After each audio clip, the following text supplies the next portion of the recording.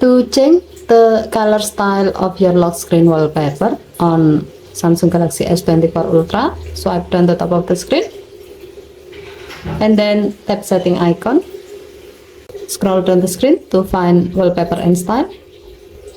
Tap wallpaper and style and then tap the lock screen thumbnail. When you set one of the color wallpaper as your lock screen wallpaper, you can change the color style. To do so, tap colors at the bottom of the screen and then tap style. Here you can see some color style that you can apply to your lock screen wallpaper. You can tap its color style to see how it will look like when it's applied.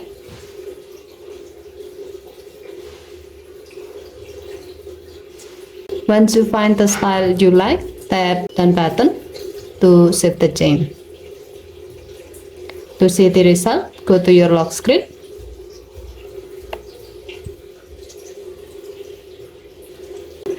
As you can see, now the selected color style has been applied to your lock screen wallpaper. Okay, thank you for watching. Please help to like and subscribe. Have a nice day.